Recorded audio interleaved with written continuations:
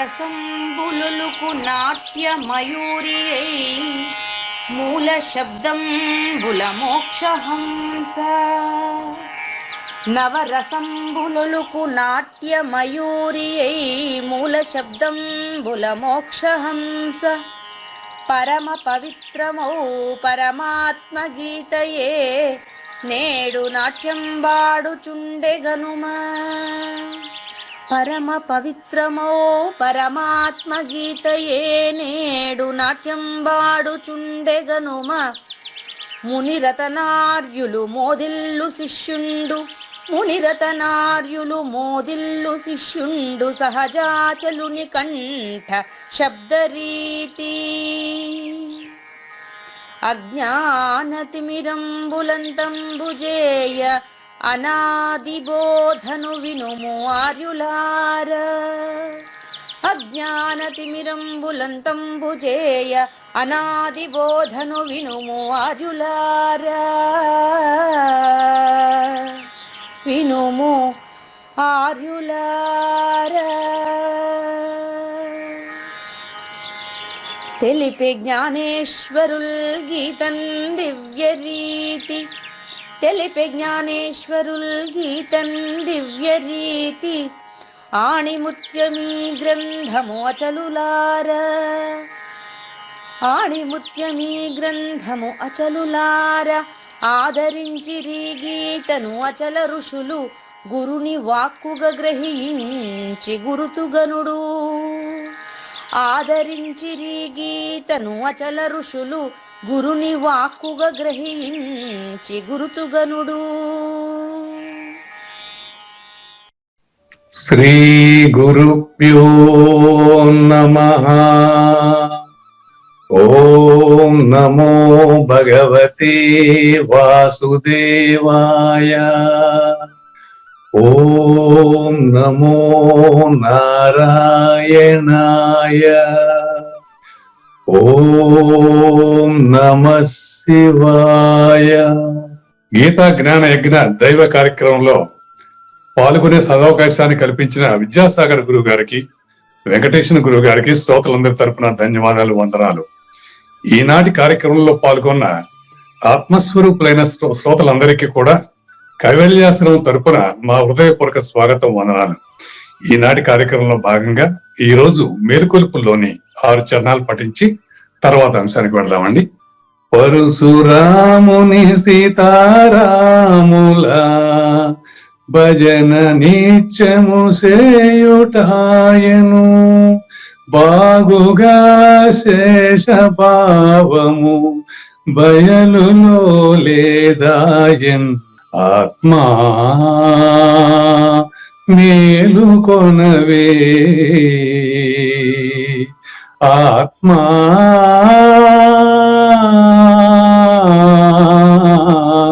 మేలుకొనవే. ఇప్పుడు 3వ మేలుకొలుపు అండి. మేలుకొలుపు జీవా మేలుకు అని. కటకట మోసమాయను, మోసమాయను జీవ చూడగా. మోహ పాశముల వికమాయను, గాసి జందగ చేసే నీ గతి కర్మమే మందు. జీవా మేలుకొనవే.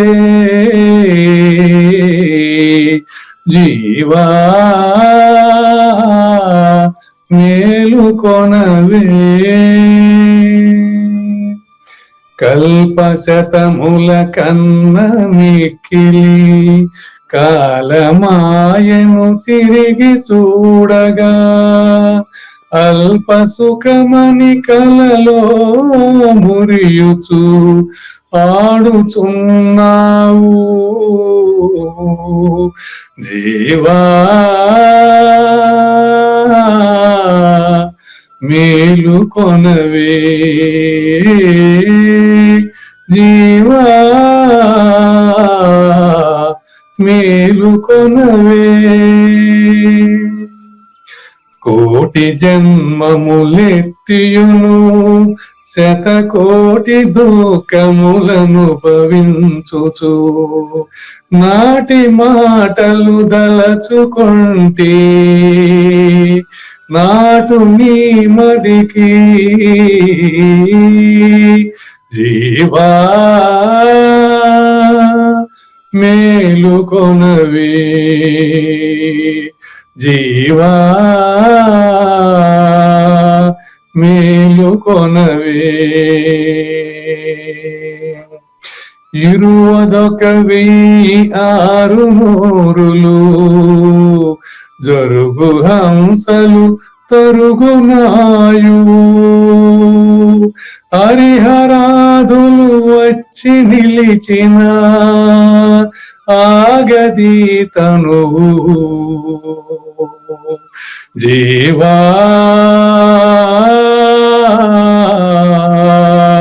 మేలుకొనవే జీవా మేలుకొనవే లేనిపోని దుఃఖజాలము లోనబడి చెడిపోవుటెందుకు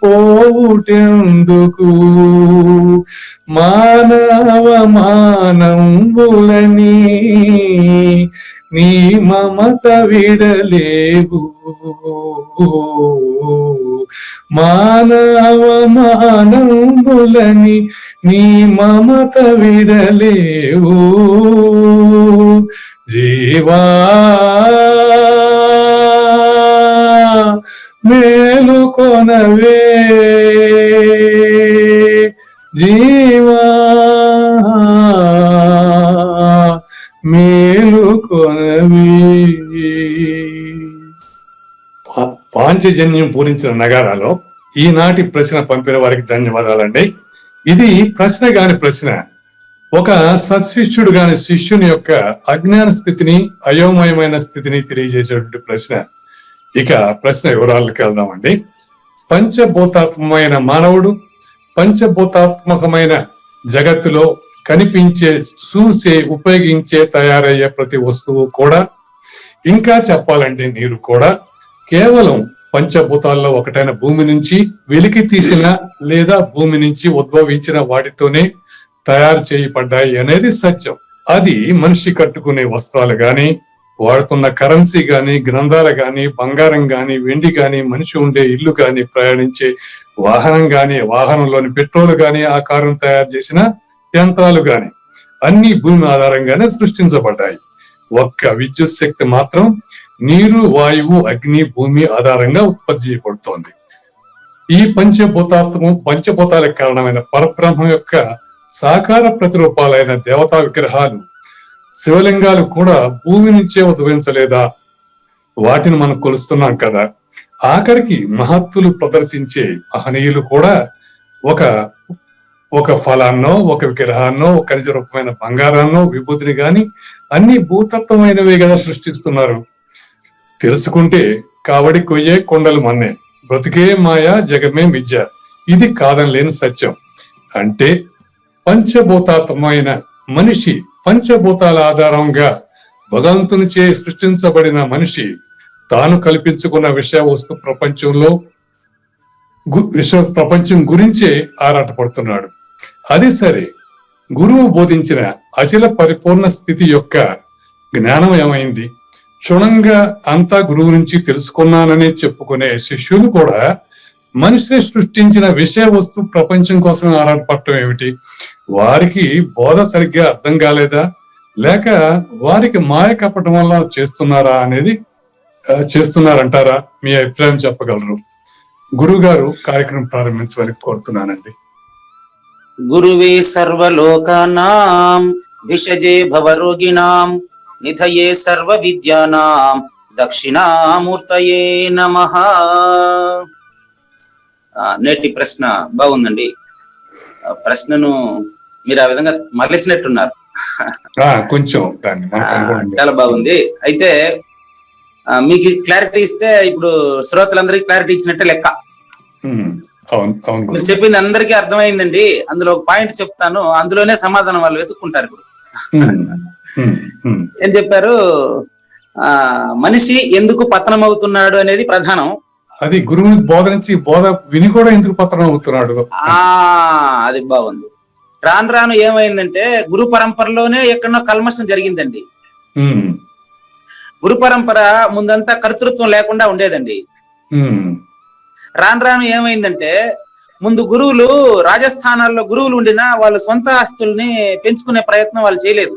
ఉమ్, ఇప్పుడు రాను రాను ఏమైంది, గురువులు సొంతంగా భౌతిక సంపదలకు ఆశపడడం మొదలెడిన తర్వాత శిష్యులు అలాగే తయారైపోయినారు.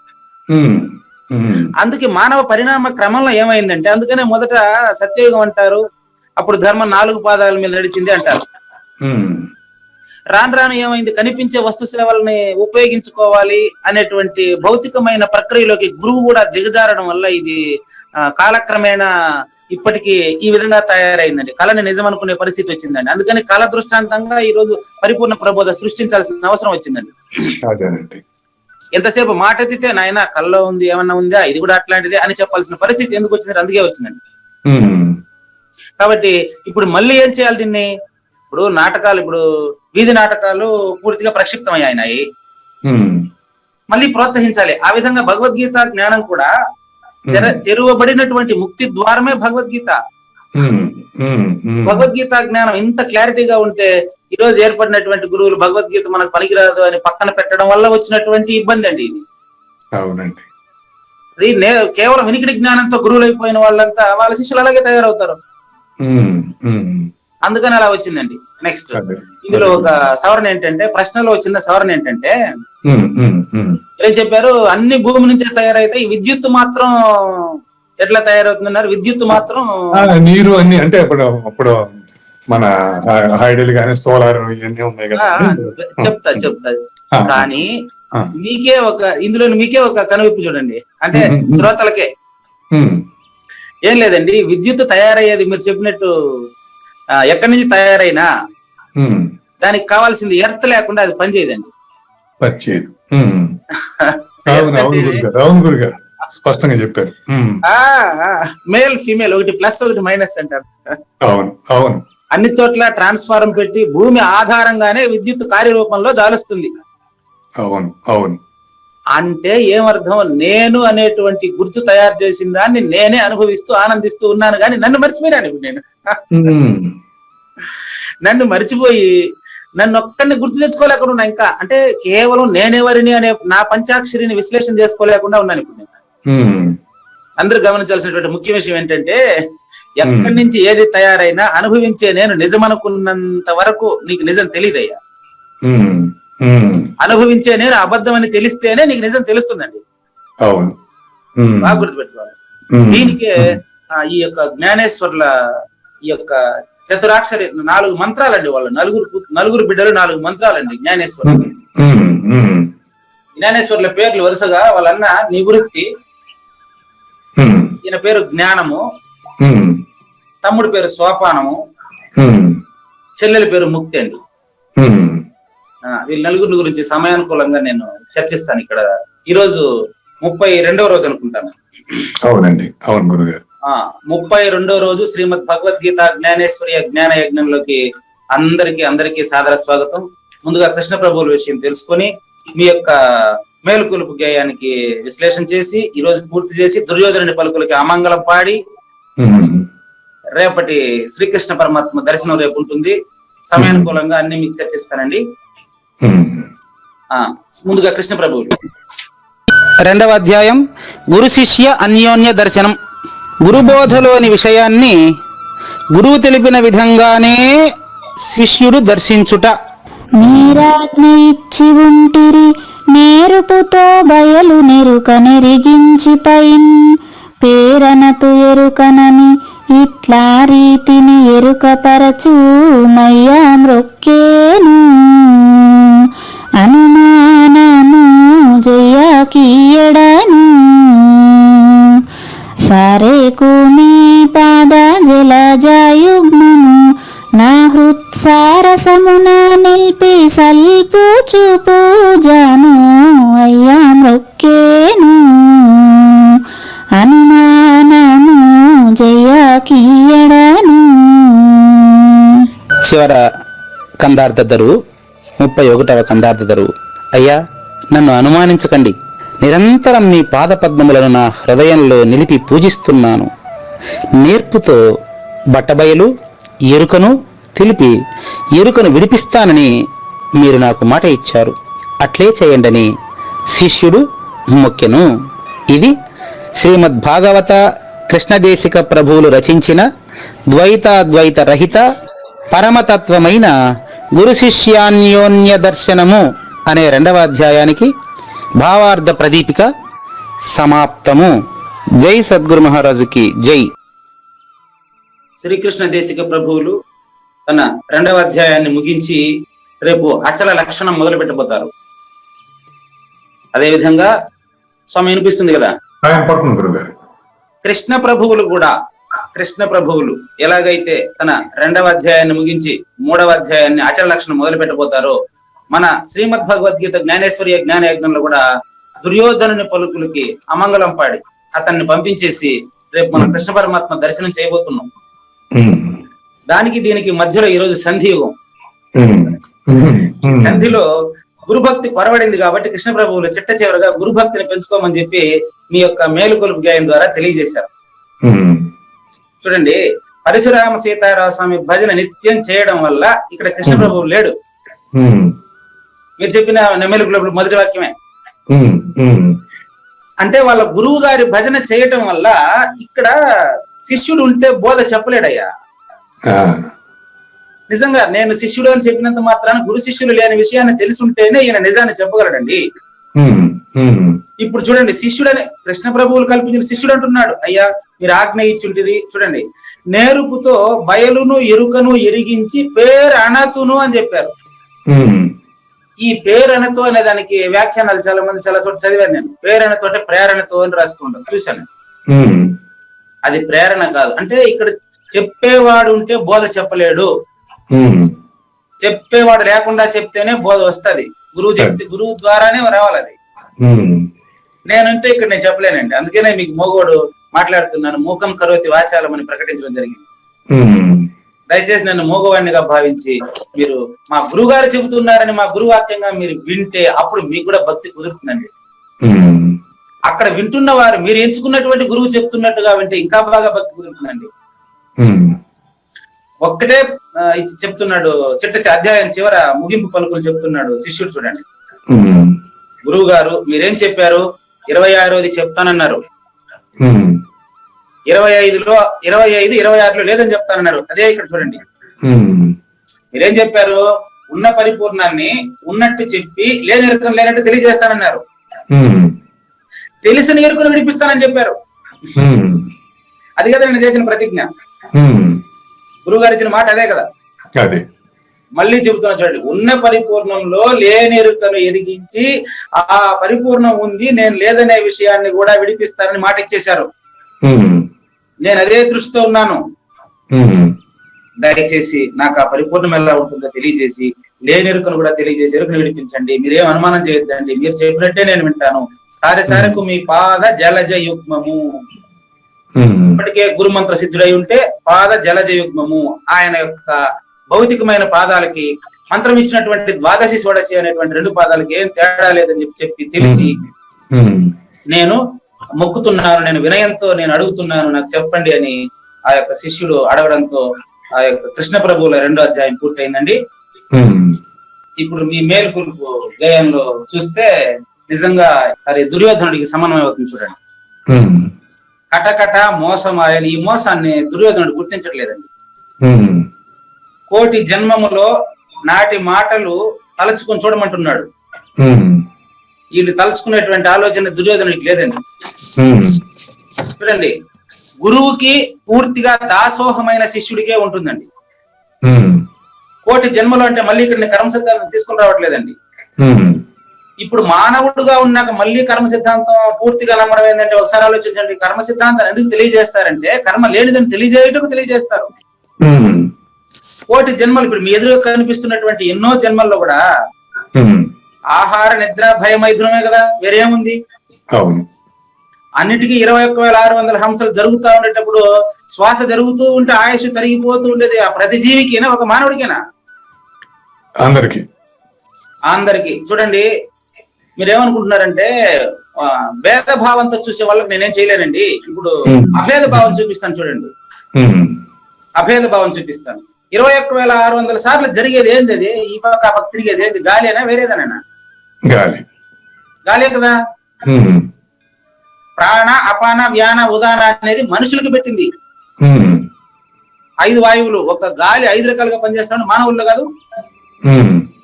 మిగతా వాటికి చూడండి. అదే చెట్లు చూడండి, మనం తీసుకున్నటువంటి ఆక్సిజన్ చెట్లు వదిలిందా కాదా? అవును. దానికి అపాన వాయువే నీకు ప్రాణవాయువు అండి. అదేదైతే పనికి రాకుండా వదులుతుందో అదే నీకు పనికి వస్తుంది. మానవ పురీషమే పందికి పనికి వస్తుంది. మానవ పురీషం పందికి పనికి వస్తుంది. చెట్లు విడిచినటువంటి వాయువే మనకు పనికి వస్తుంది. ఇందుకే కూర్మ అవతారం అని కూడా ఒక అవతారం అని చూడండి. మత్స్య కూర్మ ఇట్లా అవతారాల్లో వరాహ అవతారం కూడా ఉంది భగవంతుని అవతారాల్లో. అంటే అర్థం ఏంటి? దేన్ని హీనంగా చూడాల్సిన అవసరం లేదు, అంతా నా స్వరూపం. ఇందాక మీరు చెప్పారు కదా సందేశంలో, అన్ని ప్రతిది నా స్వరూపమేని. అదే బ్రహ్మార్పణం బ్రహ్మవిహి బ్రహ్మాగ్నో బ్రహ్మణ యజ్ఞ పాత్రము ద్రవ్యము హోమము ద్రవ్యము. ఆ నెయ్యిని ముంచి యజ్ఞంలో పోసే స్పూన్ కూడా బ్రహ్మమే అని చెప్పారు. ఆ భావమే మీరు చెప్పింది. అట్లా చేస్తూ చేస్తూ నిజాన్ని తెలుసుకోకపోతే జన్మలు నీకు తప్పవు. దుఃఖ జాలము, ఎరుక అనేది దుఃఖ జాలం అంటే వల. ఎప్పుడైతే మానవాలని సమంగా నువ్వు భావించేటువంటి స్థితి నీకు రాలేదో, నువ్వు జనన మరణల చక్రంలో తిరుగుతుంటావు. నేనేం చేయలేను కాబట్టి ముందు మేలుకోమని మరి కృష్ణ ప్రభువులు మేలుకొల్పుని మీరు మేలుకొల్పించారు. చాలా సంతోషం. ఈ రోజు దుర్యోధనుని దురాగతాలని అంటే మామూలుగా సమాజంలో చూస్తారు కదా. చూద్దాం 11వ శ్లోకం అండి. 11వ శ్లోకం నుంచి ఈ విషయం పూర్తి చేసి 10 నిమిషాల్లో ఇది పూర్తి చేసి ప్రతి మనిషిలో ఉండే దుర్యోధను చూపిస్తానండి. 11వ శ్లోకం చదవమంటారా గురుగారు?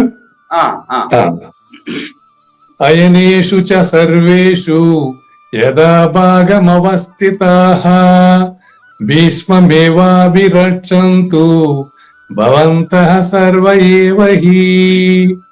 దుర్యోధనుడు నిన్నటి రోజున గురువు గారితో అన్ని చెప్పాడు. ఏమని? ముందు మీరు భీష్ముని రక్షించండి. భీష్ముడు ఎందుకంటే వరం పొందాడు కదా. అవునండి. ఏమని వరం? అయినా స్వచ్ఛంద మరణం. ఆయన ఎప్పుడు చనిపోతానంటే అప్పుడే చనిపోయే వరం పొందాడు కదా. కాబట్టి ముందు ఆయన్ని కాపాడండి అని గురువు గారికి చెప్పి ఇప్పుడు సైన్యానికి చెబుతున్నాడు. చూడండి, అదే నేను మీకు చెప్పింది. డీజీపీని అపాయింట్ చేసిన తర్వాత కానిస్టేబుల్ కి ఆజ్ఞ ఎవరయ్యాలి? డీజీపీ వేయాలి. ఈయనకి ఆ క్రమం తెలియదు, ఈడే నేరుగా మాట్లాడుతున్నాడు.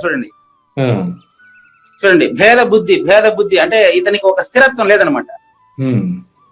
అందుకని చెప్తున్నాడు మిగతా వాళ్ళకి, సైన్యానికి, కనుక మీరందరూను కలిసి మీ స్థానముల సుస్థిరముగా అన్ని వైపుల నుండి భీష్మునే రక్షించుచుండు మనెను. మొత్తం సైన్యానికి ఈయనే కాషన్ ఇస్తున్నాడు. కాషన్ అంటే హెచ్చరిక. ద్రోణాచార్యునితో సంభాషణ ముగించి సేన వంక తిరిగి ఇట్లా చెప్తున్నాడు అందరికి.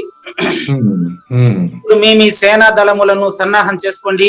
ఎవరికి ఎన్ని అక్షౌహిణుల సేన నియమించబడిందో, మొత్తం 11 అక్షౌహిణులు కదా వాళ్ళది. అంటే వీళ్ళు 7 మంది, వాళ్ళు 11 మంది, మొత్తం 18 మంది అన్నట్టుగా యుద్ధం. దాని రక్షణ కొరకై మహారథికుల విభాగం ఎట్లు చేయబడిందో వారు తమ సేనల కొరకై రక్షణకై సమస్త ఏర్పాట్లను చేసుకొనుడు. అది మనం చెప్పాల్సిన అవసరం లేదండి. మీకు రహస్యం చెప్తున్నాను ఇక్కడ. ఈయనకి దుర్యోధనుడికి తెలియని రహస్యం మీకు చెప్తానండి. ఇప్పుడు రాష్ట్రపతి రక్షణ కానిస్టేబుల్ విధి.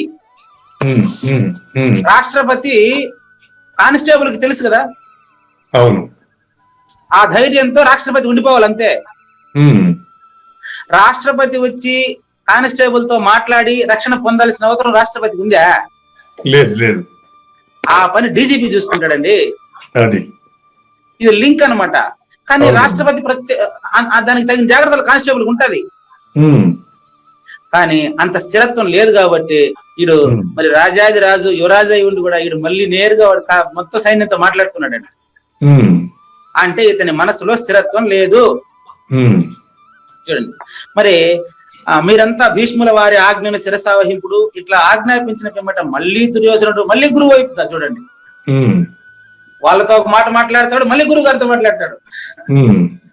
అదే చెప్తున్నాడు, మీరందరూ భీష్ముని రక్షింపండి, నేనెట్లు వారిని పూజించి గౌరవిస్తాను, అట్లే మీరంతా కూడా భీష్ముల వారి ఆజ్ఞలను పాలించండి. ఎందుకంటే మన యావత్ సైన్యం యొక్క శక్తి ఆయనపై ఆధారపడి ఉంది. ఎందుకని ఆయనకు ఉండే వాళ్ళందరిలో వయసు ఎక్కువ ఆయనకే, అందుకని ఆయన్ని రక్షించండి, మిగతాంతా ఆయన చూసుకుంటాడు అంటున్నాడు. నెక్స్ట్ తస్య, వెంటనే ఎప్పుడైతే దుర్మార్గుడు ఇట్లా మాట్లాడారో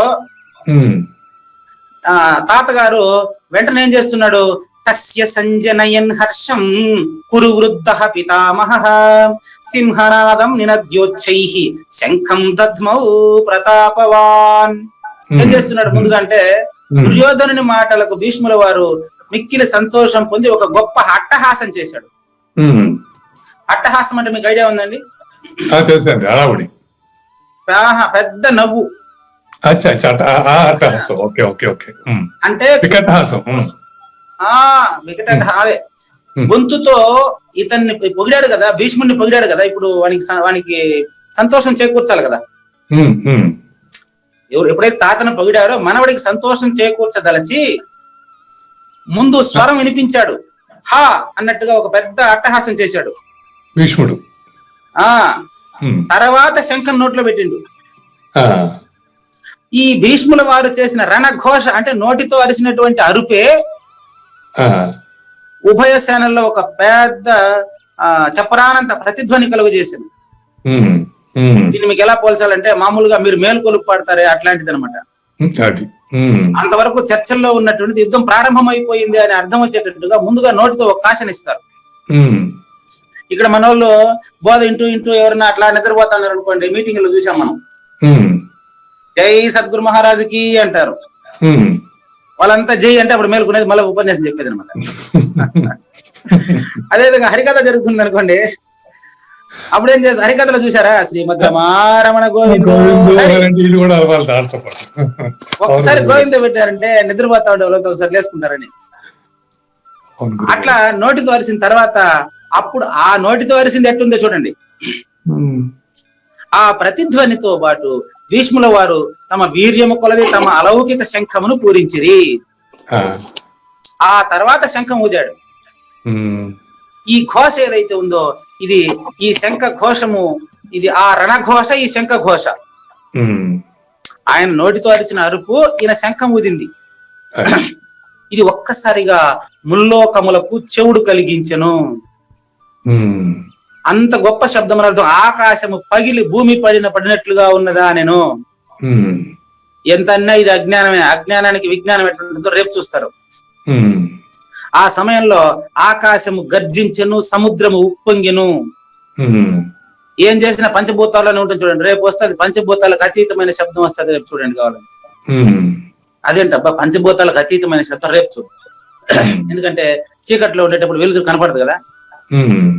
చూడండి, ప్రపంచమునందలి సమస్త స్థావర జంగమములు భయముతో వణకనారంభించెను. అజ్ఞానులకు మాత్రమే భయం, విజ్ఞానులకి వినపడదు, ఆయన ఇనకనే వింటాడు. అంతటా సేనలోని రణభేరులు ఎట్లా పర్వత గుహలలో ప్రతిధ్వనించాయి. రణభేరులు మిక్కిలి బలంగా మోగనారంభించాయి. ఇది ఎవరిది ఈ యొక్క సౌండ్? తాత భీష్ముడిది. ఎప్పుడైతే ఈ శబ్దం వచ్చిందో తర్వాత ఇంకా అజ్ఞానానికి తోడైన మిగతా మూకలు ఉన్నాయి కదా, కౌరవ మూకలు, ఇవంతా నా శరీరంలోనే, మన శరీరంలో చూపిస్తానండి కొంచెం ఇవన్నీ కూడా. నెక్స్ట్ 13 చదువుతారా? తతః శంఖాచ భేర్యచ్చ ప్రణవానక గోముఖాః సైన్యాభ్య అన్యంత సశక్తుస్తుములో అభవత్. తతః అంటే వెంటనే, ఎప్పుడైతే భీష్ముల వారి శంఖం పూరించబడిందో, ఇక్కడ వెంటనే అని అర్థం అండి. అక్కడ తస్య, ఇక్కడ తత. చూడండి, తత శంఖాశ్చ భేర్యశ్చ పణవానక గోముఖాః. అది ప్రణవం కాదండి, పణవం. పణవం అంటే ఒక రకమైన వాద్యం అండి. ప్రణవం అండి. ఆహా అది రావట్లేదు. ప్రణవం చెప్తాను చూడండి. తతః శంఖాశ్చ భేర్యశ్చ పణవానక గోముఖాః సహసైవాభ్య హన్యంత సశబ్దస్తు ములోభవత్. ఇది 13వ శ్లోకం అండి. అంటే తతః వెంటనే మిగిలినటువంటి శంఖాలు, భేరులు, పణవానకములు, గోముఖములు ఇవంతా ఒక్కసారిగా మోగించారు. ఎట్లా ఉంది ఈ శబ్దము అంటే వివరంలో చూడండి. లెక్కకు మించిన భయము కలిగించే కఠోరములైన భేరి నినాదములు చెలరేగెను. భయంకరంగా ఉంటాయి ఇవి, కఠోరంగా. చూడండి ఆ విధానం చూడండి, ఆ యొక్క జ్ఞానేశ్వరులు చెప్పినటువంటి ఆ పదాలు చూడండి. అక్కడ అజ్ఞానుల శబ్దాలు ఇట్టే ఉంటాయండి. ఇప్పుడు చెప్పబోయేటువంటి శబ్దాలంతా నా శరీరంలోనే చూడండి, మళ్ళీ చూపిస్తాను మీకు. ప్రతి ఒక్కరి శరీరంలో చూడాలి ఇవన్నీ. ఎందుకంటే నాలో ఉండే దుర్మార్గుడిని చంపితే అప్పుడు నేనే మంచివాడిని అవుతానా, బయట ఉండే దుర్మార్గుడిని చంపితే నేను హంతకుడు అవుతాను. బాగా గమనించండి. ఇది ఇక్కడ మన శరీరంలో చూడండి. కర్ణ కఠోరములైనటువంటి భేరి నినాదములు చెలరేగిను. వారిని విని మహావీరులు కూడా ప్రళయకాలము వచ్చినదా అని భయపడనారంభించిరి. ఇతర ప్రజల సంగతి చెప్పనేలా సాహసికులు కాని పిరికి వారలు అణువుల వల్ల ఎగిరిపోయిరి. ఇక్కడ చూడండి, ఇవంతా ఏంటండి, మీరు స్పష్టంగా భగవద్గీతలో మిగతా వాళ్ళని గురించి మాట్లాడుతుంటే నాలో ఈ శబ్దాన్ని చూడమంటున్నారని మీరు అనొచ్చు. మళ్ళీ ఇక్కడ ఉదాహరణ చెప్తాను. మీరు ఎవరికైనా శ్రోతలకి తనలో ఈ యొక్క అజ్ఞానాన్ని అంతా చూడలేని వాళ్ళకి గురువులు చూడాల్సిన అవసరం లేదు. గురువులకి బోధ అవసరం లేదు, మనకే కదా బోధ అవసరం. మీకు ఇప్పుడే చూపిస్తా చూడండి. ఇప్పుడు పెళ్లికి మోగేటువంటి బాజాలు శబ్దమేనా? అవును అవును గురుగారు. చావుకు మోగేటువంటి బాజాలు కూడా శబ్దమేనా? శబ్దమే. రెండింటిని వాయించే వాళ్ళ మనుషులు ఒకటేనా? ఒకటేనండి. పంచభూతాలతో కూడిన వస్తువులేనా? అవును. ఈ ఏకత్వానికి రాకపోతే భగవద్గీత మనకు అర్థం కాదండి. కాబట్టి ఇప్పుడు చెప్తూ ఉండేటువంటి బయట ఈ శబ్దాలంతా కూడా ఈ యొక్క అజ్ఞానపు అంధకారం అంతా కూడా నాలో దర్శించగలగాలి. అప్పుడు యమునికి కూడా ఈ సమయం నా చెట్టుకు వచ్చేటకు భయం వేసినట్టు ఉంటది. సమన్వయం చూడండి. అప్పుడే నువ్వు చావులేని విధానాన్ని తెలుసుకోగలవు అని అర్థం. లేకపోతే ఈ సమన్వయం కుదరదండి. చూడండి, ఆయుధాల పేర్లు నౌబత్తులు, నగారాలు, మృదంగములు, శంఖములు, భేరులు మొదలైన వాద్యములు తుములమైనటువంటి కలగాపులమైనటువంటి శబ్దము చేయొచ్చెను. దీనితో వీరుల రణఘోషము కలిసెను. ప్రతి వాడును భుజములు చెరచెను. అజ్ఞానం చెలరేగుతోంది నా శరీరంలో, గుర్తుపెట్టుకోండి. మనిషి శరీరంలో అజ్ఞానం చెలరేగుతుందని అర్థం చేసుకోండి. నేను చెప్పాను, నా శరీరంలో ఉండే భీష్ముని చంపాలి, నా శరీరంలో ఉండే ద్రోణుని చంపాలి అంటే ఎంతో కాలంగా పేరుకుపోయినటువంటి అజ్ఞానాన్ని రూపుమాపాలని భగవద్గీత పిలుపునిస్తా ఉంది. తెరిచిన మోక్ష ద్వారమే భగవద్గీత అని గమనిద్దాం. చూడండి, మదించిన ఏనుగులు బెదిరి వచ్చిన స్థలంలో అనేకులు కదలలేక ప్రాణములు విడిచి. ఏనుగులు అంటే ఇక్కడ అహంకారం అండి. నాలో ఉండేటువంటి అహంకారానికి చిహ్నమే కదా ఏనుగు. గజేంద్ర మోక్షం అంటే ఏంటి? నాలో ఉండే అహంకారాన్ని విడిచిపెట్టుట, గురువుని ఆశ్రయించి విడిచిపెట్టుట. గొప్ప గొప్ప శూరులు కూడా పండికిలించిరి, వారి నోట మాట కూడా బయలుపెడలేదు. గొప్ప గొప్ప ప్రతిజ్ఞ, ఏది అజ్ఞానులు ఎంత, మొత్తం అజ్ఞానానికి సంబంధించినటువంటి ప్రేలాపన ఇదంతా. గొప్ప గొప్ప ప్రతిజ్ఞలు చేసి వచ్చిన వారందరూ కూడా కొయ్యలై నిలిచిపోయినారు. తన వాద్యముల యొక్క ఇట్టి భయంకరమైన శబ్దం విని బ్రహ్మయు భయపడను. నిజానికి బ్రహ్మదేవుడు భయపడడం ఏంది? అనుకుంటున్న వాళ్ళు, నేను గొప్ప అనుకున్న వాళ్ళు అంటే ఈ శబ్దానికి పడిపోతున్నారని అర్థం. కానీ శబ్దం శంఖం ఊదుతూ కూడా ఊదని వాడి వల్ల ఊతాడు రేపు శంఖం కృష్ణ పరమాత్మ. ఈ దేవతలంతా కూడా ఈ వేళ తప్పక ప్రళయకాలం ఆసన్నమైనది అనుకొనసాగిరి. ఇక్కడ చూసారా దేవతల ప్రస్తావన? ఎందుకంటే పంచ అధిదేవతలు కూడా ఎలా ఆశీర్వదిస్తున్నారు అంటే ప్రళయకాలము, ప్రళయకాలము, అజ్ఞానానికి ప్రళయకాలము, విజ్ఞానానికి మేలుకొలుపు. కాబట్టి ఈ మేలుకొలుపును రేపు శ్రీకృష్ణ పరమాత్మ సందర్శనంతో, శ్రీకృష్ణ పరమాత్మ శంఖంతో చూద్దాం. ఈ రోజు ఇతనికి ఎవరికి, మన దుర్యోధనుడికి అమంగళం పాడుదామండి. దుర్యోధనుడికి అమంగళం పాడాలంటే ఈ యొక్క దుర్యోధన, దుశ్శాసన, దుర్వినీత లోకం గురించి, నాలో ఉండేటువంటి ఈ దుర్మార్గాన్ని గురించి నేను తెలియజేయాలనుకుంటున్నానండి. దీనికి ముందుగా ఆ పాట వినిపించమంటున్నాను. వీడియో సాంగ్ ఉంది, మీరు పాట పూర్తిగా వినండి. ఇంతకు ముందు అదే పాట మీరు వినే ఉంటారు కానీ ఇంతకు ముందు మీరు విన్నదానికి ఇప్పుడు అందులో ఉండేటువంటి అర్థాల వివరణకి మనకు మీరు తేడా గమనిస్తే మీకే తెలుస్తుంది. చాలా మందికి పరిచయమైన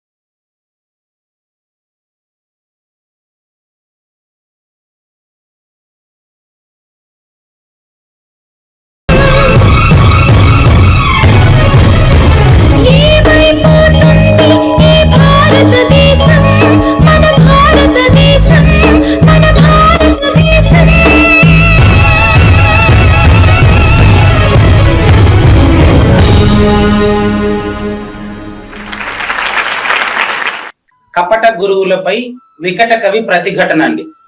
కపట గురువులపై వికట కవి ప్రతిఘటన. వికట కవి అనే పదాన్ని ఒకసారి తిప్పించి చదవండి. సేమ్ వస్తుంది గురుగారు. సేమ్ వస్తుంది. ఈ విధంగా గురు బోధలో మర్మం ఇట్లా ఉంటుందండి. ఉమ్, ఇప్పుడు ఇదే పాట మీరు ఇందాక ఎన్నో సంవత్సరాలుగా వింటున్నారు కదా. ఉమ్, మరి దీనికి ఈ రోజు అచల పరిపూర్ణ గురుమూర్తి గన విశ్లేషణ చేస్తే ఎలా ఉంటుందో ఒకసారి చూడండి. ఉమ్, వికట కవి తిప్పిస్తే ఎలాగైతే సేమ్ అర్థం వస్తుందో ఉమ్, అదే విధంగా వేదాంత మోక్ష ఎరుక అంటే ఎరుకకు ఎప్పుడు మోక్షం అంటే ఎరుక మోక్షము వేద అంతము తెలుసుకునేవాడు లేదని తెలిస్తే తప్ప ఎరుకకు మోక్షం లేదని చెప్పి ప్రకటించడం జరిగింది. ఉమ్, ఇక్కడ గమనించండి, మీకు గురుబోధ ఎలా ఉంటుందో ఒక చిన్న ఉదాహరణ చెప్పి ముందుకెళ్తున్నానండి. ఉమ్, ఉమ్, వికట కవిని తిప్పిస్తే అదే అర్థం వచ్చింది. సరే, పొడుపు విడుపులతో ఉంటుంది ఎప్పుడు కూడా పరిపూర్ణ గురుబోధ. నేరుగా అర్థం కాదు, మనం గురువు వెంట ప్రయాణం చేయాలి. అట్లే ఉంది. ఇప్పుడు వికట కవి అని బిరుదు ఎవరికి? తెనాలి రామలింగడికి బిరుదట. అవునండి. అష్టదిగ్గజ కవుల్లో వికట కవి అని తెనాలి రామలింగడికి. అవునండి. ఎంత పెద్ద సమస్య ఇచ్చినా ఆయన విప్పుతాడు. శిష్యుడు ఇచ్చినటువంటి ఎంత పెద్ద ప్రశ్ననైనా విప్పగలిగేవాడే అచల పరిపూర్ణ వికట కవి. శిష్యులు ఏ ప్రశ్న తీసుకుని వచ్చినా విప్పగలగాలి. ఇప్పుడు ఆయన ఎలా విప్పాడో చెబుతాను, ఇప్పుడు దీన్ని ఎలా విప్పాలో ఇప్పుడు చెబుతానండి. ఆయన ఏం చెప్పాడంటే, ఎవరో కుంజర యూదంబు దోమ కుత్తుకు జొచ్చని విప్పు అంటాడు. కుంజరం అంటే ఏనుగు. మరి ఏనుగుల గుంపు దోమ గొంతులోకి ప్రవేశించింది, అది సమస్య. మీకు పరిపూర్ణ బోధ ఇలా ఉంటుంది, ఏం భయపడబాగండి. పరిపూర్ణ బోధ అంటే అచల సిద్ధాంతం అంటే నాకు అర్థం కాకుండా పోతుందేమో అనేటువంటి ఒక అపోహ కల్పించేశారు చాలా మందిలో. అది ఇంత సులభంగా ఉంటుందని చెబుతున్నా చూడండి. ఏనుగుల గుంపు దోమ గొంతులో ప్రవేశించిన సమస్య. దానికి వెంటనే ఆయన విప్పుతాడు వికట కవి. రంజన చెడి పాండవులరి భంజనులై వికటు కొల్వు పాల్పడి రకట. రంజన చెడి పాండవులరి భంజనులై విరటు గొల్వు పాల్పడి రకట. సంజయ ఏమని చెప్పుదు, ఇక్కడ కూడా సంజయుడు ఉన్నాడండి. సంజయ ఏమని చెప్పుదు, కుంజర యూధంబు దోమ కుత్తుక జొచ్చెన్. ఇది ఏమర్థం అంటే, సింపుల్ గా చూడండి, హరివీర భయంకరమైనటువంటి ఎందరి మందినైనా జయించగలిగినటువంటి పరాక్రమోపేతులైనటువంటి పాండవులు 5 మంది అజ్ఞాతవాసంలో సంవత్సరం రోజులు విరాటునికి సేవ చేశారు అంటే శక్తివంతమైనటువంటి ఏనుగుల గుంపు దోమ గొంతులో ప్రవేశించినట్లుంది అనేది అంతరార్థం. సమన్వయం సరిపోయిందా? అట్లా చేయాలండి. ఇప్పుడు ఈ పాట కూడా మనం ఈ పాట చూడండి, ఈ దుర్యోధన దుశ్శాసన దుర్వినీత లోకము అంటే ఏమనుకుంటున్నాం మనం? బయట ఉండేటువంటి దాడి నా మీద వస్తుంది అనుకుంటున్నాం కదా. రోజు మనం పేపర్లో చూస్తూ ఉండేది అదే కదా, దాన్ని చూసే కదా ఈ పాట రాశారు. రోజు సమాజంలో జరుగుతుండే అకృత్యాలు చూసి ఈ పాట రాశారు. అయ్యా, సమాజంలో శ్రోతలందరికీ నమస్కరించి ఈ బాలుడు చెబుతున్నాను, సమాజంలో జరిగే అకృత్యాలకి కారణం మనుషుడు ఆలోచన కదా. ముందు ఆలోచన ఉంటేనే కదా కార్యరూపం దాలుస్తుంది. అందుకని రక్తాశ్రులు చిందించి రాస్తున్న రక్తంతో కూడినటువంటి ఈ దేహంతోనే మళ్ళీ చెబుతున్నాను వినండి. ఇది మరో మహాభారతం అనుకోండి, అంటే భారతం ఆల్రెడీ చెప్పేశారు కదా, భారతంలో పాత్రధారులు కదా వీళ్ళు. అది ఆల్రెడీ పంచమ వేదం అని ప్రసిద్ధి పొందింది కదా. ఇది 6వ వేదం. ఇంకో కొత్త విషయం చెబుతున్నా నేనండి. మానభంగ పర్వంలో మాతృహృదయ నిర్వేదం అంటే అందుకే చెప్తున్నాను, ఇది ప్రకృతి మాత క్షోభ వింటున్నాను ఇప్పుడు నేను అంటున్నా. నేను ప్రకృతిని తల్లిగా భావించబోయా, ప్రకృతిని తల్లిగా భావించబోయా. ప్రకృతిని తల్లిగా భావించినప్పుడు నీ మనసులో ఆలోచనలు ఎలా ఉంటాయి ఒకసారి ఆలోచించండి. ఒక పూజారి అమ్మవారి విగ్రహానికి అభిషేకం చేసి చీర కడతాడండి. మరి ఎదుటి స్త్రీని ఆ విధంగా ఎందుకు చూడలేడండి మానవుడు? అమ్మవారి విగ్రహాన్ని గుడిలో దేవాలయంలో అభిషేకం చేసి ఆయన చీర అలంకారం చేస్తాడు కదా, అవునా కదా? అవును. ఆ విధంగా స్త్రీని ఎందుకు చూడలేకపోతున్నాడు? ఇక్కడ ఆ సమయం వచ్చిన ఉదాహరణ చెప్తానండి. వీడు పుట్టిన వెంటనే పాల కోసం కుక్కపట్టి ఏడ్చాడు. అప్పుడు తల్లి పాలతోనే కదా పెరిగింది వీడు. మరి ఆ తర్వాత ముద్దు మురిపాలు తల్లితోనే గడిపాడు కదా. మరి తనువంతా తల్లి తనువు నుంచే వచ్చినటువంటి ప్రతి ఒక్కరము ఎదుటి స్త్రీని తల్లిలాగా చూడలేకపోతున్నటువంటి దౌర్భాగ్యం ఎందుకు వచ్చింది అంటే, మనిషి మనసులో మనిషి ఆలోచనలో ఉండేటువంటి దుర్యోధనని చంపలేదు. అది అసలు విషయం అది. ఇప్పుడు చూడండి, మగసిరితో బ్రతకలేక కీచ, ఆ పదం వాడారు. కీచకుడు ఏం చేశాడు? ద్రౌపదిని లాక్కొచ్చాడు సభలోకి. ఇక్కడ మగసిరి అనే పదానికి అర్థం చెబుతున్నారు ముక్తాబాయి గారు. ఉమ్, ఇదే రెండు కొత్త పాత్ర ముక్తాబాయి అంటారు మీరు. ఉమ్, మన జ్ఞానేశ్వర్లు భగవద్గీత వ్యాఖ్యానం చేస్తున్నటువంటి జ్ఞానేశ్వర్ల చెల్లెలు ముక్తాబాయి అండి. ఉమ్, ఇక్కడ మగసిరి అంటే మీరేమనుకుంటున్నారు? మగసిరి అంటే అర్థం ఏంటి? మగతనం ఉమ్, అంటే పునరుత్పత్తికి చిహ్నమైనటువంటి పురుషాంగం అని చాలా నీచమైనటువంటి అర్థంలో వాడుతున్నారు. ఉమ్, మగ సిరి అంటే ప్రకృతిలో ఉండేటువంటి పురుషుడు అండి, ఈ శరీరంలో పురములో ఉండేటువంటి పురుషుడు అండి, ఆలోచన రూపంలో ఉన్నటువంటి ఆత్మ అండి మగ సిరి అంటే. అది చూడండి జ్ఞానదేవు మీకు తెలుసు కదా, వరుసగా వీళ్ళ పేర్లలోనే ముక్తి మోక్షం కనిపిస్తా ఉందని చెప్పాను మీకు. ఉమ్, చూడండి నివృత్తినాథుడు, వాళ్ళ నాయన పెట్టిన పేర్లు చూడండి, నివృత్తినాథుడు, జ్ఞానదేవుడు, సోపాన దేవుడు, ముక్తాబాయి. ఉమ్, ఇప్పుడు దీన్ని తిప్పుతాను చూడండి, వికట కవి, నేను వికట కవి. ఇప్పుడు చూడండి ఉమ్, నివృత్తి, చూడండి ముక్తికి సోపానం జ్ఞాన నివృత్తి, ఉమ్, సరిపోయింది. చూడండి రివర్స్, చెల్లెలు ముక్తి, ఉమ్, వాళ్ళన్న మెట్టు ఎక్కితే వాళ్ళన్న మళ్ళీ జ్ఞానం, చివర జ్ఞాన నివృత్తి. వీళ్ళు నలుగురు ఇప్పుడు మేము జ్ఞానేశ్వర్ల సోదరులే చెప్తున్నానండి, గుర్తుపెట్టుకోండి. జ్ఞానదేవుడి దగ్గరికి ఒక శిష్యుడు వచ్చాడు, ఈ మగసిరి గురించి మాట్లాడుతున్నా చూడండి.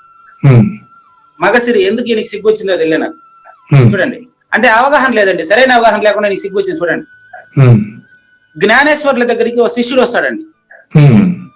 జ్ఞానేశ్వర్లకి అప్పుడు వయసు 15 ఏళ్ళే, వాళ్ళకందరికీ కలిపి 20. అసలు పెళ్లిడు వచ్చేటప్పటికి అందరూ జీవ సమాధి అయ్యారండి, నలుగురు. గుర్తుపెట్టుకోండి, నలుగురు కూడా. వాళ్ళు వచ్చిన కార్యయజ్ఞం పూర్తయింది వాళ్ళు. అది చూడండి ఎట్లా చెప్పు. జ్ఞానేశ్వర్ల దగ్గరికి వచ్చిన శిష్యుడిని చెల్లెల దగ్గర పంపిస్తాడండి జ్ఞానేశ్వర్లు. చెల్లెల దగ్గర పంపిస్తాడండి. నేను కాదు నీకు గురువు, మోక్షం, మా చెల్లెల పేరే మోక్షం, చూడండి మా చెల్లెలే నీకు గురువు అని పంపిస్తాడండి వాళ్ళ చెల్లెల దగ్గర. బాలికా గురువుని ఆశ్రయించి, అతని పేరు చాంగ్ దేవ్, శిష్యుడి పేరు చాంగ్ దేవ్. ప్రతిరోజు విద్య నేర్చుకునే క్రమంలో ఒక రోజు ఆవిడ స్నానం చేసేటప్పుడు ముక్తాబాయి తలుపు వేసుకోదండి. ఆవిడకి ఎలాంటి ఫీల్ ఉండదండి. ఆవిడ తలుపు వేసుకోకుండా స్నానం చేస్తూ ఉంటే పొరపాటుగా శిష్యుడు తలుపు తెరిచి లోనికి వెళ్ళిపోయాడండి. ఆవిడ స్నానం చేస్తూ ఉంటే చూసేశాడు కాబట్టి మళ్ళీ ఆవిడ బట్టలు కట్టుకుని వచ్చి పాఠం చెప్పేటప్పుడు ముఖం ఇటు తిప్పుకుంటున్నాడండి. ఏంటయ్యా చెప్పింది రాసుకోకుండా సిగ్గుపడుతున్నావు ఏంటి అని అడిగింది ఆమె. ఏం లేదమ్మా, మీరు స్నానం చేస్తా ఉంటే నగ్నంగా చూసినా కదా అంటాడు చాంగుదేవ్. అప్పుడు ఆవిడ ఇంత ముక్తురాలో ముక్తి మోక్షం ఇస్తుందో లేదో ఒకసారి మీరు గమనించండి. అప్పుడు ఆమె చెప్తారు, నాయన నీకెట్టా పుట్టిందిరా ఈ సిగ్గు, నాయన ఇన్ని రోజులు చెప్పింది నువ్వు నేర్చుకున్నది ఇంతేనా? ఒకసారి ఆ మట్టి గోడ గోడ పగులు ఒకసారి చూడు, గోడ పగిలిండా చూడాడా? ఆ మట్టి గోడ ఈ మట్టి కూడా ఒకటేగా భావిస్తే నీకు సిగ్గెట్ వచ్చిందిరా సిగ్గులేనోడా అని ఆవిడ చూపించిందండి. ఇప్పుడు ఇతనికి మగసిరి, నిజమైన మగసిరి, మగతనం ఇప్పుడన్నా బయటపడాలి ఇతనికి. మగతనం అంటే బాధ్యతగా ప్రవర్తించడాన్ని మగతనం అంటారండి. ఏమి అమ్మకి, అమ్మమ్మకి, భార్యకి, కూతురికి తేడా తెలీదా? తెలియట్లేదండి. తెలియకపోవడానికి నా ఆలోచన విధానం కారణం కదా. కాబట్టి నాలో ఉండే దుర్యోధనుని, దుశ్శాసనుని ముందు చంపాలండి. అలా చంపితే ఈ చంపినటువంటి వాడు మళ్ళీ కురుక్షేత్రం తర్వాత విష్ణు సహస్రనామ విశ్వం విష్ణుర్వ షట్కారో భూత భవ్య భవత్ ప్రభు అంటాడండి. మీకు తెలుసు అనుకుంటాను, విష్ణు సహస్రనామాలు కురుక్షేత్రం తర్వాతే వచ్చింది. అది భీష్ముడు రాశారని చెప్తారుగా. భీష్ముడు చెప్పాడు ధర్మరాజుకి. చెప్పారు. అదే భీష్ముడు ఇంతసేపు దుర్మార్గుని పట్ల శంఖం ఊది దుర్మార్గుడికి సపోర్ట్ చేసిండు. ఇప్పుడు దుర్యోధనుడికి సపోర్ట్ చేసినటువంటి భీష్ముడే ఏం చెప్తాడు? దేవుడు ఒక్కడే, ఆయన ఎవరో అని అడిగినటువంటి ధర్మరాజుకి ఒకడే దేవుడు అంటారు కదా. ఈ ప్రశ్న ప్రతి ఒక్కరికి ఇస్తున్నానండి, ప్రతి ఒక్కరు దయచేసి ఈ ప్రశ్నలు వేసుకోండి. శ్రోతలంతా ఈ ప్రశ్నలు ప్రతి ఒక్కరు వేసుకోవాల్సిన అవసరం ఉందండి. నంబర్ 1, ఒక్కడే అయిన దేవుడు ఎవరు? ఒక్కడే అయిన దేవుడు ఎవరు? నంబర్ 2, జీవితానికి పరమపదం ఏది? జీవితానికి పరమపదం ఏది? ఏది అంటే జీవితానికి మానవ లక్ష్యం ఏంటి? నంబర్ 2 శుభం. నంబర్ 3 శుభం ఎలా కలుగుతుంది? శుభం ఎలా కలుగుతుంది? ధర్మాల్లోకెల్లా ఉత్తమ ధర్మం ఏది? కలుగుతుంది. ధర్మాలకెల్లా ఉత్తమ ధర్మం ఏది? ధర్మాల్లోకెల్లా ఉత్తమ ధర్మం ఏది? ఉత్తమ ధర్మం. 1, 2, 3, 4, 5వ ప్రశ్న. ఈరోజు పంచ ప్రశ్నలు. మోక్షం ఎలా వస్తుంది? మోక్షం ఎలా వస్తుంది? ముక్తాబాయి చెప్పింది చూడు. మోక్షం ఎలా, వాళ్ళ పేరే ముక్తాబాయి. కాబట్టి మగసిరితో బతకలేక కీచకులైనారు. అసలు మగతనం అంటే ఏంటో ముందు పెళ్లి కాక ముందే బాగా అర్థం చేసుకుంటే వీనికి సులభంగా ఉంటుందండి. కుటిల కామ నీచకులై, అది అర్థం కాకపోవడం వల్ల ఏమైంది? కుటిల కామ నీచకుడు, కేవలం కోరికలే గుర్రాలై పరిగెత్తా ఉంది. కానీ నిజంగా గురువు కాడికి పోతే, నాయన ఆత్మానం రథినం విద్ధి శరీరం రథమేవతో బుద్ధిం తు సారథిం విద్ధి మనః ప్రగ్రహమేవచ, మనసును బట్టి కుక్క, అది కుక్క కుక్కను కట్టకపోతే నువ్వు జీవితంలో రాణించలేవు. కుక్కను కట్టలేకనే కదా స్త్రీ జాతిని అవమానిస్తున్నాడు. ఓల్గా చెబుతారండి, ఓల్గా మేం పాలిచ్చి పెంచిన జనమే మమ్మల్ని పాలిస్తోంది అంటుందండి ఓల్గా. చూడండి నీ అమ్మల స్తన్యంతో, నీ అక్కల రక్తంతో, అంటే నీ అక్క చెల్లెలు కూడా స్త్రీలే కదా. కాబట్టి ఈ రోజు చెప్తా ఉండే భారతం, మహాభారతం అనుకోండి, మరో భారతం అనుకోండి, ఇది 6వ వేదం అనుకోండి, ఏమని అనుకోండి, కన్న తల్లి అని తెలిసి కూడా స్త్రీ మీద ఎగబడేటువంటి, ఎందుకు ఇది ఇంత ఈ బాటను ఈ రోజు తీసుకున్నాను ఇక్కడికి. అచల పరిపూర్ణ గురుమూర్తి కూడా ఇదే బాటలో ఉన్నాడయ్యా. అచల పరిపూర్తి కూడా తనుమన ధనాలు మన స్త్రీలను అడుగుతున్నాడండి. ఎంత దారుణం అండి. అంటే తనలో ఉండే దుర్యోధనునే చంపలేదు, ఈ గురుపట్టం ఇచ్చింది ఎవరండి? కాబట్టి మీ కండలు పెంచింది తల్లి. ఎర్రని రక్తం ఎర్రని చూడండి, ఎర్రని రక్తమే తెల్లని నెత్తురుగా మారి, నెత్తురుతో పోలుస్తుందండి. నువ్వు తాగిన పాలు కూడా నెత్తురేనాయన. రక్తం తెల్లగా మారితేనే కదా నీకు వచ్చింది. అదే మీకు ఆల్రెడీ సప్తవేద మేధల్లో నీ పాలు ఎలా ఉంటుందో నీ శుక్లం అదే రంగులో ఉంటుంది కదా నాయన. అంతే కదా, రక్తము, రుధిరము, మాంసము, మజ్జ, మేధము, శుక్లం, పునరుత్పత్తి మళ్ళీ. కాబట్టి తెలుపు అంటే జ్ఞానం తండ్రి, తెలుపు అంటే జ్ఞానం ఆయన. అట్లా పెంచుకున్నటువంటి తల్లిని ఇంకొక తల్లిలో, ఇంకొక స్త్రీలో చూడలేకపోతున్నావు ఎందుకు నాయన?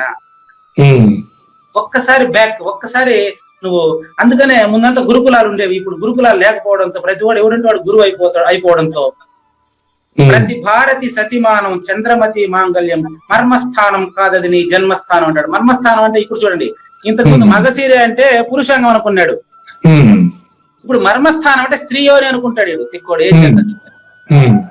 నో దీనికి ఆ చివర ఇంకొంచెం పైకి లేకుండా లాస్ట్ లో చూడండి, ఆ పాట చివర పెట్టాను చూడండి. యోని అనే పదానికి కృష్ణ పరమాత్మ చెబుతాడు చూడండి తండ్రి.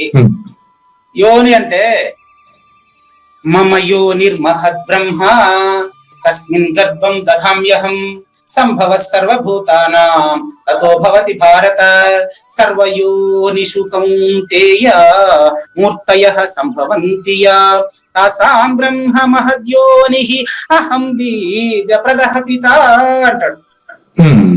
అయ్యా మీరు ప్రారంభంలో ఇచ్చిన సందేశంలో ఇది ఉంది కదా తండ్రి, ప్రతిదీ నా నుంచే ఉద్భవించింది. మర్మస్థానము అంటే ఆత్మ, ఆత్మ నుంచి పంచభూతములు పుట్టి ప్రపంచమాయను సూత్రం కదా. కాబట్టి మర్మస్థానము అంటే అర్థం ఏంటంటే నిజమైన మర్మస్థానాన్ని తెలుసుకునేది నువ్వు నీ వల్ల అంత అయ్యేట్టుగా ఉంటే ఒక్కసారి ప్రశ్నించుకో. ఎరుక తనువులోకి ఎచట నుండి వచ్చెను, ప్రశ్నిస్తున్నా వేసుకోయా. ఎరుక, ఈ గుర్తెరుగుతున్నటువంటి ఎరుక ఈ శరీరంలోకి ఎక్కడి నుంచి వచ్చింది తెలుసుకో, అది మర్మం. తనువు వీడిపోయే తావు ఏదో, ఆ శరీరం ఏం లేకపోతే శవం అంటున్నావయ్యా దాన్ని.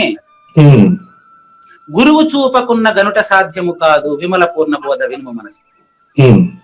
నిజంగా నువ్వు మర్మస్థానాన్ని తెలుసుకోవాలనే ఆత్రం నీకు ఉంటే, నిజంగా నువ్వు మగవాడే అయితే, నీకు మగసిరి ఉన్నది నిజమైతే, నువ్వు పౌరుషవంతుడైతే, నువ్వు నిజంగా మగవాడే అయితే ఈ ప్రశ్నకు సమాధానం తెలుసుకుని మళ్ళీ రావయ్యా నా దగ్గరికి. గుర్తెరుగుతున్న తెలివి శరీరంలోకి ఎక్కడి నుంచి వచ్చింది? శవమైనప్పుడు అందులో ఉండేటి తెలివి ఎక్కడికి పోయింది? అదేనయ్యా నీ మర్మస్థానం, అది నీ మర్మస్థానం తండ్రి. ఆ మత్తు వదిలిన మనిషి ఒక్కడు, ఆయనే గురువు. ఆయన సత్యమైన దైవాన్ని 26ను చూపిస్తాడు, అప్పుడు నువ్వు 25 అని తెలుస్తుంది. అంతవరకు నువ్వు 25 అనుకోరు, భ్రాంతి నీది, అంతవరకు తెలియదయని. కాబట్టి మాయమూలమేదో మరికందరాకను, మాయమూలం ఏదో మది కందరాకను, జడలు బిగించిన చతురులంతా గురువులు అనుకొని, ఎవరో జడల గడ్డం పెంచుంటే గురువు, కాషాయం కడితే గురువు. ఏమిటండి కటింగ్ చేసుకోకుండా ఉంటే జుట్టు వచ్చేస్తది, షేవింగ్ చేసుకోకపోతే గడ్డం వచ్చేస్తది. కాషాయం తీసి కట్టుకుంటే నువ్వు అప్పుడు గురువు అయిపోతే ఎట్లండి? చూడండి ఒకసారి, అందరూ కాషాయం కట్టినోడంతా గురువు కాదు, కట్టకుండా ఉండేవాడు గురువు కానివాడు కాదండి. ఊరికే వేష భాషలు చూసి మోసపోకండి. దాసాను దాసులు వానికే మొక్కిరి. ఈరోజు ఇతర రాష్ట్రాల నుంచి, దుబాయ్ నుంచి అక్కడక్కడ ఫోన్లు చేస్తున్నారండి ఈ గురువులని చేష్టల గురించి. వీళ్ళు ఎటా పెరుగుతున్నారు చూడండి, మానవ రూపంలో దానవులై పెరుగుతున్నారండి. మన పేపర్లో చూడండి ఏముంది, గురువులు జైల్లో ఉండే కాషాయ వస్త్రాల గురువుల్ని మనం ఇప్పుడు ప్రత్యేకంగా చెప్పాల్సిన ఉంది. పేపర్లో చూడలే సభ్యతకు సంస్కృతికి సమాధులు వీళ్ళు కట్టేది ఏంటండి, నిజం ఎప్పుడో ఒకప్పుడు బయటపడుతుందండి. దీనికి కన్నులుండి చూడలేని ధృతరాష్ట్రుల పాలనలో ఉందండి ఇప్పుడు గురు పరంపర. ప్రస్తుతం ప్రమాదంలో ఉందండి. భర్తలుండి విధవలైన ద్రౌపది ఆక్రందనలో ఇంతకి పురుషుడినే నిందిస్తున్నాను, స్త్రీని కూడా నిందించాలి కదండి. స్త్రీలు కాషాయ వస్త్రం కట్టుకున్నటువంటి అమ్మగారులంతా శేషమాంబలు గారు, గురువుగా బోధిస్తున్నటువంటి వాళ్ళంతా జాలమాంబలు కారండి. ఈ రోజు నాకు ఆశ్చర్యం వేస్తుందండి. ఆమె చక్కగా కాషాయ వస్త్రం ధరించి ఉందండి, కానీ సభలో ఆవిడ మైక్ తీసుకుని మాట్లాడే మాటలు చూస్తే ఆవిడలో ఎంత గురుత్వం ఉందో ప్రజలకు తెలిసిపోతుందండి. నాకు తెలియదండి. ఆవిడ మాట్లాడే మాటల్ని చూస్తా ఉంటే మనకు బాగా అర్థమైపోతుందండి. ఈవిడ ఎందుకు ఈవిడ కాషాయ వస్త్రం కట్టింది? కాషాయ వస్త్రం సిగ్గుపడుతుంది అయ్యా, కాషాయ వస్త్రమే సిగ్గుపడుతుంది అయ్యా మాటలు చూస్తేనే. ఇంత దూరం పిలిపించినారు, నాకు ఎట సరిపోతుంది, నాకు ఒక జాకెట్ బిట్టు 100 రూపాయలు పెడితే సరిపోతుందా? ఏమండి ఇక్కడ నాకు బస్ ఛార్జ్ ఎంత? ఎవరు రమ్మన్నారమ్మా నిన్ను కాషాయ వస్త్రం తగుదునమ్మా? సభలోకి ఎవరు రమ్మన్నారు నిన్ను? ఏదో పత్రికలు చూసి ప్రకటన చూసి వచ్చే సభలో కూర్చొని 4 మాటలు మాట్లాడేసి ఏమండి మేము ఇంతమంది వచ్చినామో మేము ఇంత ఇస్తేనే పోతాం లేకపోతే పోమంటారండి. మరి కాషాయ వస్త్రానికి అర్థం అదేనా? ఎవరు చెప్పారమ్మా నీకు కాషాయ వస్త్రం సిగ్గుపడుతుందమ్మా నేను చూసి? కాబట్టి చూడండి, నవశక్తులు యువశక్తులు నిర్వీర్యం అయిపోతున్నాయండి. ఈ యొక్క కపట గురువుల వల్ల నిర్వీర్యం అయిపోతున్నాయండి. ఇది ఎలాగే కొనసాగితే ఈ సభ్య సమాజం ఏమైపోతుంది చూడండి, మానవ ధర్మం ఏమైపోతుందో చూడండి. అంటే ధర్మం పాటించబడకుండా పోతుంది, ఆచరణలో లేకుండా పోయింది అయ్యా. ధర్మాన్ని నేను ఆచరిస్తే అప్పుడు ధర్మం నన్ను కాపాడుతుంది. అంటే ఏమర్థం? ధర్మాన్ని నేను సంరక్షణ చేయాలి అంటే నేను పాటించాలి. అప్పుడు ఒకసారి ఏమైతుందో చూడండి. కాబట్టి ప్రతి ఒక్కరు కూడా ముందుగా దానవత్వం నుంచి మానవత్వంలోకి మేలుకుంటే రేపు అచల పరిపూర్ణ గురుమూర్తి శ్రీకృష్ణ పరమాత్మ తన జ్ఞాన శంఖారావం పూరిస్తారండి. జై సద్గురు మహారాజుకి జై. తప్పులు మన్నించారు. జై గురుదేవ్. మంగళం అమ్మ కానివ్వండి. జయ మంగళం నిత్య శుభ మంగళం జయతు జయ మంగళం మహోత్సవ మంగళం. జయ మంగళం నిత్య శుభ మంగళం జయతు జయ మంగళం మహోత్సవ మంగళం. శ్రీ బృహద్వాశిష్ట సిద్ధాంతమును చేసి జనన మరణ భ్రాంతి జడుపు బాపి. శ్రీ బృహద్వాశిష్ట సిద్ధాంతమును చేసి జనన మరణ భ్రాంతి జడుపు బాపి. అచల సాంప్రదాయమవనిలో నెలకొలిపి అందించినట్టి శివరాములకును. జయ మంగళం నిత్య శుభ మంగళం జయతు జయ మంగళం మహోత్సవ మంగళం.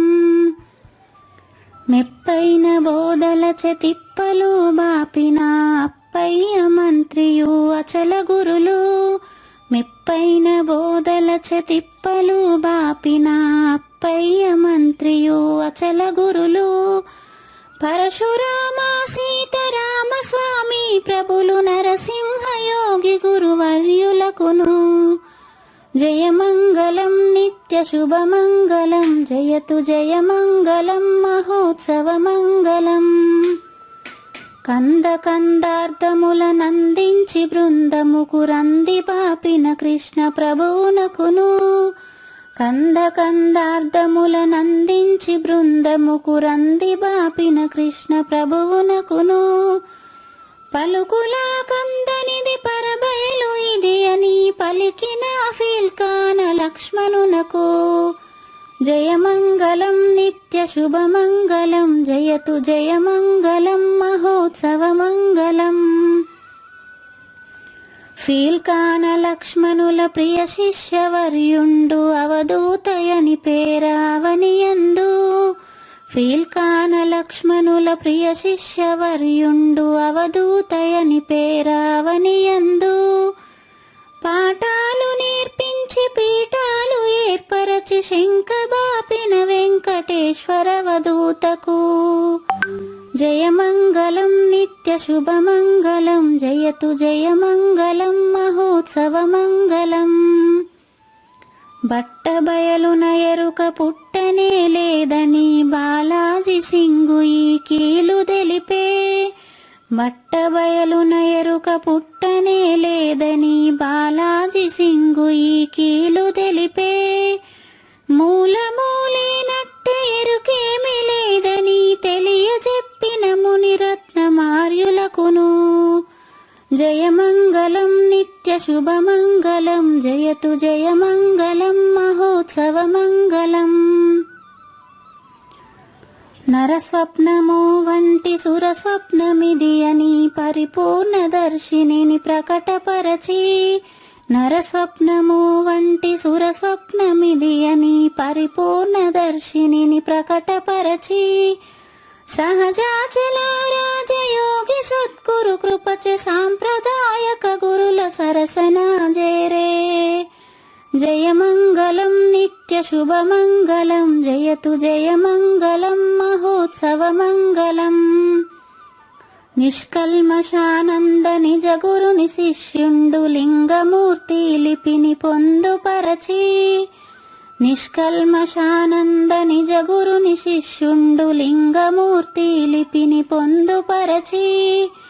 కార్వేటి నగరము పురవాసుడైనట్టి పూజారి వెంకటేశునకంకితం బిది.